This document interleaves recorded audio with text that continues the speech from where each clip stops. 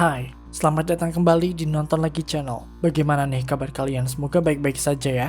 Di episode kali ini kita akan membahas sebuah serial anak-anak yang ternyata memiliki hal-hal yang cukup mengganggu. Bukan hanya untuk anak-anak, tapi juga mengganggu untuk orang dewasa sekalipun. Tidak hanya itu, serial ini juga berhubungan dengan sebuah serial yang cukup berbahaya. Kalian pasti belum pernah mendengar serial ini. Tonton hingga akhir dan bersiaplah.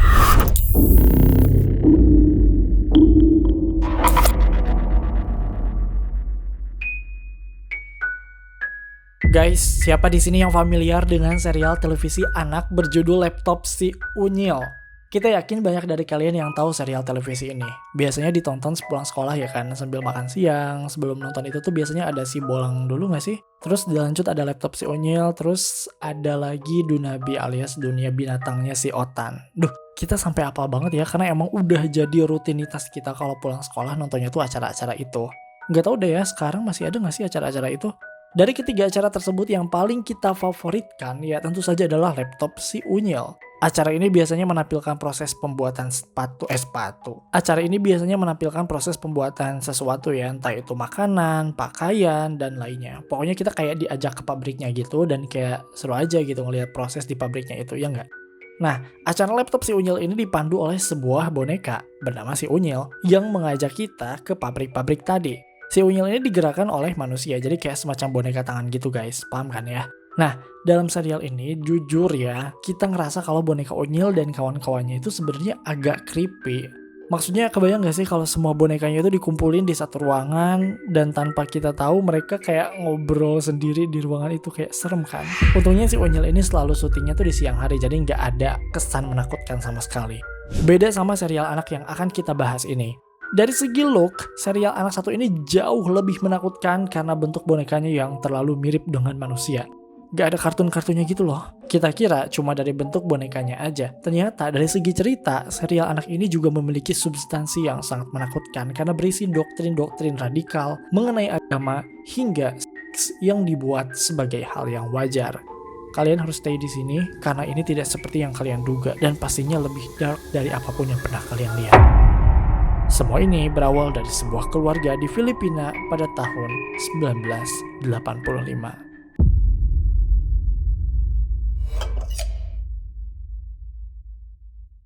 Pada tahun 1985, sebuah keluarga di Filipina yang tidak mau disebutkan namanya mendapatkan sebuah paket misterius. Mereka tidak merasa memesan sesuatu dan bahkan tidak ada kolega yang mengabarinya akan memberi sesuatu. Tapi ya, paket itu udah ada di depan pintu dan juga karena udah penasaran sama isi paketnya, akhirnya mereka membawa paket tersebut ke dalam rumah. Saat dibuka oleh kedua orang tua, mereka melihat ada sebuah kaset VHS di dalamnya. Kaset VHS ini tuh kayak kaset analog ya, yang menggunakan pita magnetik kayak gini guys. Ya, ini adalah kaset yang cukup populer pada zamannya. Nah, dalam paket tersebut terdapat sebuah catatan yang mengatakan bahwa kaset ini diperuntukkan bagi anak-anak. Karena membaca catatan tersebut, kedua orang tua ini akhirnya memanggil anak-anaknya untuk menonton kaset VHS tersebut. Tidak ada rasa curiga ataupun khawatir, yang ada saat ini adalah rasa penasaran dan juga excited, khususnya anak-anak mereka yang tidak sabar melihat video yang ada di dalam kaset tersebut. Kaset itu akhirnya dimasukkan ke dalam sebuah player dan muncullah sebuah acara televisi anak berjudul Live with Grandpa. Kedua orang tua ini merasa lega karena itu bukan video yang macam-macam ya. Serial anak-anak ini hanya menampilkan sebuah tayangan yang ya mirip Laptop Si Unyil lah. Sama-sama pakai boneka yang digerakkan oleh manusia. Cuma bedanya, kalau si Unyil itu kan dia yang jadi host. Sementara boneka-boneka yang ada di acara Live with Grandpa ini memiliki ceritanya sendiri. Jadi kalau si Unyil tuh cuma jadi host, kalau boneka yang ada di Live with Grandpa ini tuh jadi tokoh utama, punya ceritanya sendiri, paham ya? Nah, jadinya sepanjang durasi mereka melihat cerita-cerita pendek yang dimainkan oleh boneka tadi. Terus, Live with Grandpa ini acara apa? Nah, secara garis besar ternyata Live with Grandpa adalah sebuah tayangan yang memang diperuntukkan bagi anak-anak khususnya umat Kristen. Jadi cerita-cerita pendek yang ada di sana pokoknya menceritakan tentang segala hal tentang kekristenan. Siaran ini seolah-olah ingin menanamkan kekristenan pada anak-anak sejak sedini mungkin. Gak ada yang aneh sebenarnya, justru siaran ini ya mendoktrin anak-anak untuk berbuat kebajikan dengan tema-tema cerita seperti selalu berdoa kemanapun kita pergi, Before we go anywhere, what must we always do? Pray. Yes, that's right. Menumbuhkan sikap berbagi hingga selalu percaya pada kekuasaan Tuhan. So in Jesus' name, please repair the duck for us. It works! Thank you, Jesus! Hallelujah. Di sini nggak ada yang aneh, normal-normal aja. Begitupun dengan karakter-karakter yang ada di dalam serialnya. Di sini ada Grandpa yang tentu saja sebagai tokoh utama dalam serialnya. Dia tuh kayak dalam tanda kutip lidah Tuhan gitu guys. Pokoknya semua orang di keluarga ini tidak ada yang mempertanyakan apapun yang keluar dari mulut si kakek atau si Grandpa ini. Semua orang harus patuh. Dia dibuat menjadi seseorang yang sangat religius dan selalu berbuat sesuatu atas dasar keimanannya, sehingga anak-anaknya juga sangat menyukai si Grandpa ini. Selain itu, di sana juga ada karakter Mother Maria yang merupakan istri dari Grandpa yang paling setia.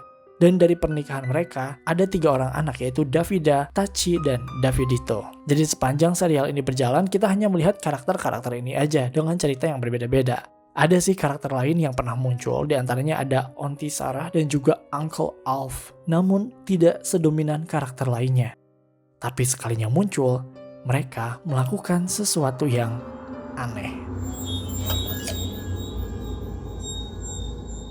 Dalam salah satu episode, Auntie Sarah dan anak-anak ceritanya tuh lagi jalan-jalan keluar. Di tengah jalan, si Davida ini terjatuh hingga membuat dahinya tuh terluka. Semua orang panik dong, ini harus diapain nih Davida? Hingga akhirnya, Auntie Sarah datang dengan sebuah ide yang gila. Katanya dia akan menjilat luka itu perlahan tepat di dahinya Davida. Coba kalian perhatikan cuplikannya. She's bleeding and her cut is all covered with dirt. And I don't even have a tissue to wipe it with. I'll just have to lick it clean and spit out the dirt. That will have to do until we get home. Ini bukan hanya aneh, tapi mencurigakan. Dalam sebuah tayangan anak-anak ada adegan kayak gini kayak aneh banget. Ditambah lagi mereka selalu bilang kalau mereka tuh nggak butuh yang namanya dokter. Diagnosa dokter tuh ya bisa dibenarkan, tapi ya harus lebih percaya pada kuasa Tuhan yang bisa menyembuhkan luka mereka. Dokter memang bisa menjahit luka, namun hanya mukjizat Tuhan yang bisa menyembuhkannya. Gitu katanya. Bahkan dalam serial ini ada orang yang ditampar aja dibilangnya itu dari Tuhan supaya orang yang ditampar tuh bisa belajar dari kesalahan. Ingat loh, ini siaran anak-anak. Ada substansi kayak gitu kayak aneh banget. Tidak berhenti di situ, keanehan lainnya dapat kita temui dari bagaimana serial ini mendeskripsikan wanita. Dalam Life with Grandpa ini, wanita seolah tidak memiliki kehidupan. Jadi hidupnya tuh ya cuma memasak, membersihkan rumah, dan melahirkan anak. Itu adalah 3 tugas utama dari seorang perempuan dan mereka tidak boleh membantah. Mereka harus percaya dan nurut sama pria yang telah menjadi suami mereka. Bahkan mereka memiliki sebuah lagu theme song yang meng-highlight bagaimana perempuan seharusnya tetap tinggal di rumah. Dan seperti episode lainnya, keanehan ini selalu dibarengi dengan nasihat-nasihat kekristenan yang diberikan pada penonton. Coba kalian dengerin dan lihat cuplikannya. And obey, for there's no other way. Trust and obey, for there's no other way. Hingga ada satu episode yang ini jauh lebih aneh. Dalam episode ini, si Grandpa atau si kakek sedang berperan menjadi seorang saintis. Dia nampak sangat pintar, menggunakan jas ilmuwan yang dia punya.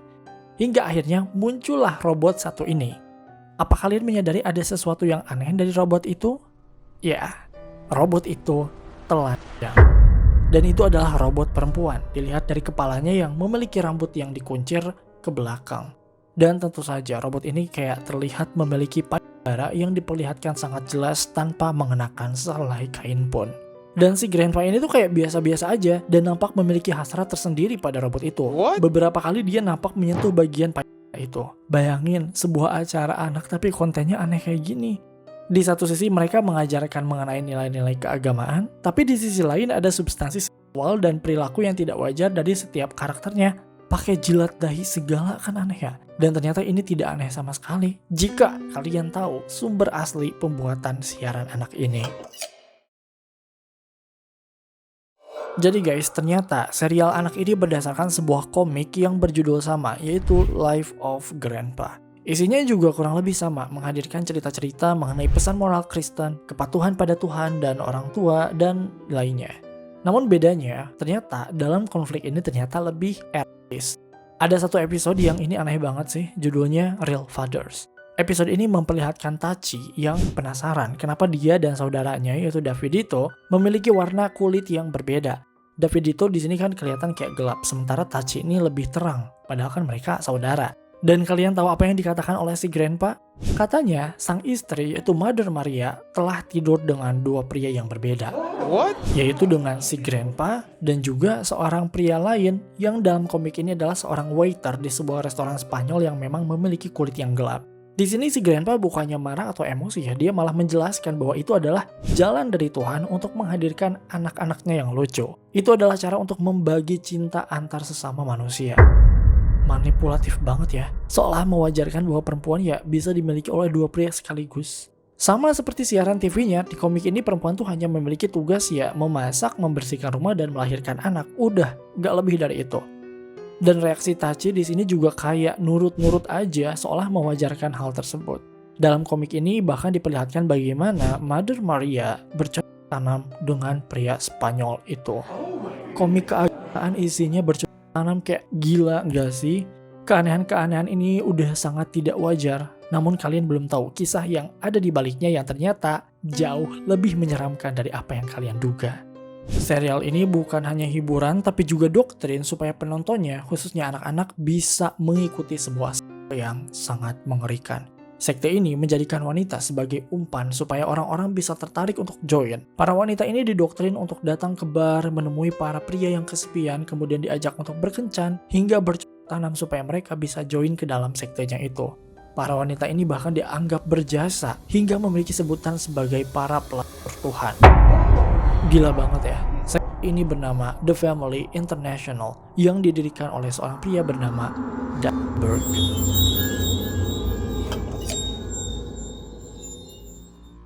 Oke guys, sebelum kita membahas lebih jauh mengenai sektenya, kita harus tahu dulu siapa pendiri dari sekte tersebut. Pria ini bernama David Brandberg atau yang lebih dikenal dengan sebutan David Berg. David ini lahir pada tahun 1919 di Oakland, California, Amerika Serikat dan menjadi anak bungsu dari 3 bersaudara. Sebenarnya nggak ada yang salah dengan masa kembang tubuh David di sana. Bahkan sebenarnya dia tuh terlahir dari keluarga Kristen yang sangat taat. Salah satu kakaknya bahkan ada yang jadi pendeta loh. Pokoknya kehidupan David tuh di sini sebenarnya agamis dan religius banget lah. Hingga pada akhirnya ketika usianya menginjak usia remaja, di sini nih mulai ada kemunculan dari dalam diri David untuk memiliki kelompok agamanya sendiri. Maksudnya agamanya tetap Kristen, tapi dia tuh kayak pengen punya grupnya atau jemaahnya sendiri gitu loh guys. Dan selama perjalanan hidupnya dia berusaha untuk mewujudkan impian besarnya itu.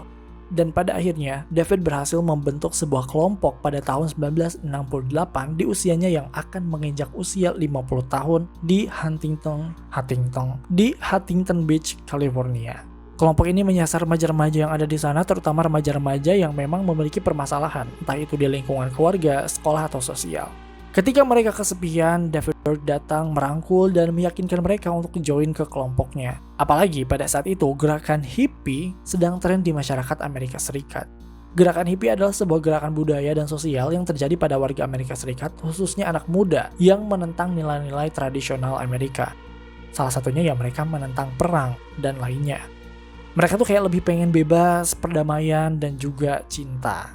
Pas nih, momennya tepat dan ini digunakan oleh David untuk menggaungkan organisasi atau kelompoknya yang dalam tanda kutip mendewakan cinta.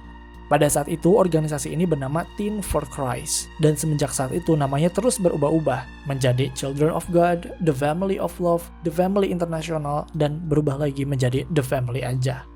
Dan percaya atau tidak, dengan kemampuan public speakingnya yang mumpuni, David berhasil menggait 10.000 anggota pada masa itu. Bayangin guys, 10.000 orang. Pada saat itu David meyakinkan para anggotanya bahwa dunia akan segera kiamat dan dengan hanya masuk ke kelompoknya jiwa mereka bisa selamat.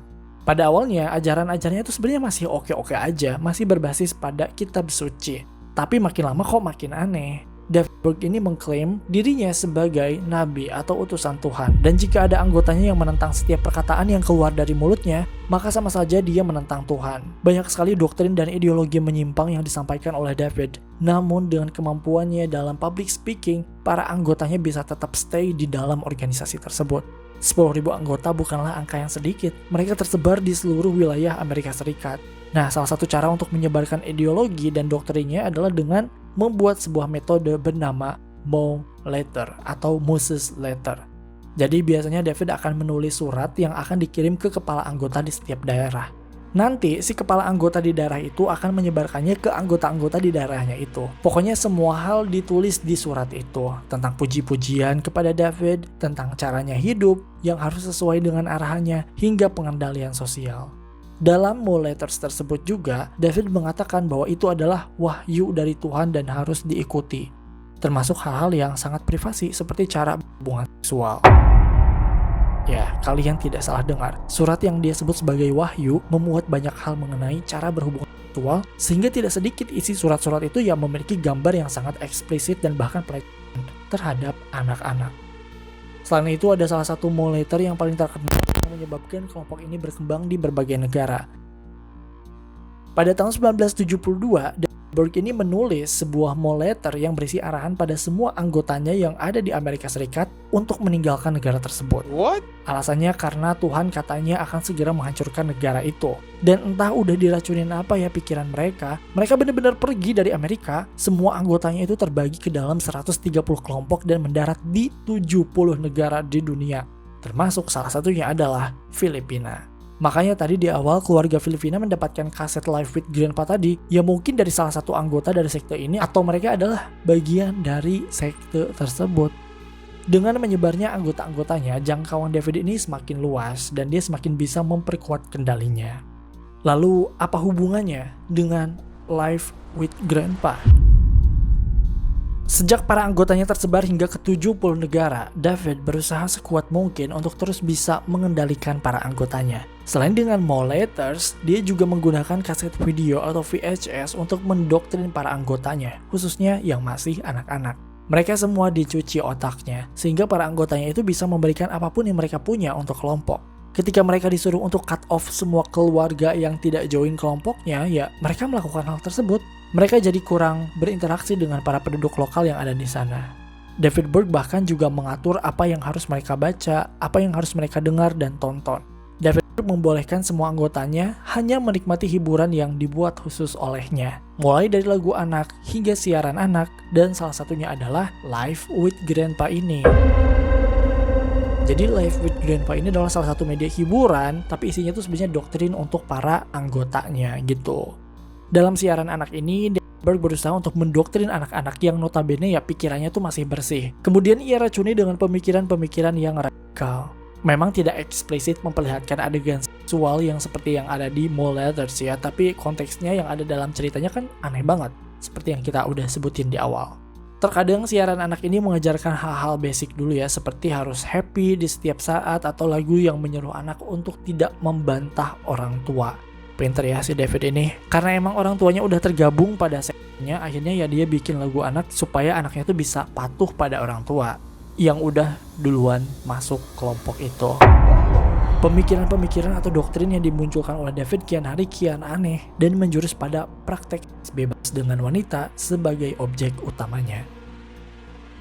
Seperti yang disebutkan sebelumnya, seks adalah bagian dari salah satu doktrin utamanya, dan bahkan mengatakan bahwa seks itu ya bisa sharing atau bisa berbagi dengan siapapun karena seks adalah bentuk kasih sayang Tuhan. Sehingga tidak heran jika tadi disebutkan bahwa ada para wanita yang sengaja diperintahkan untuk datang ke bar, ke tempat para lelaki kesepian untuk bisa berhubungan seksual dengan mereka. Praktek ini di kelompok mereka disebut dengan fly fishing, yang dianggap sebagai salah satu cara untuk mengajak atau menambah anggotanya. Bagi mereka ini bukan sesuatu yang salah, malah ini adalah sesuatu yang suci dan penuh kasih sayang. Gak habis pikir deh. Sekarang kita akan menampilkan sebuah footage di mana para anggota dari kelompok ini yang bahkan mereka tuh masih anak-anak ya, mau mendekati remaja dan menganggap bahwa bebas bukanlah sesuatu yang keliru. Perhatikan baik-baik. My Little Fish. Now, your father described that as a routine publication. And that entails graphics. Who had this? They're not having they're just kissing and hugging in bed. That's not sex. April is very upset that 2020's obtained a copy of My Little Fish. Ex-members tell us the cult leaders say it should be kept secret. Dengan segala hal yang telah dijelaskan, bisa dipastikan bahwa The Family International atau apapun lah itu ternyata adalah sebuah sekte prostitusi yang sangat mengerikan.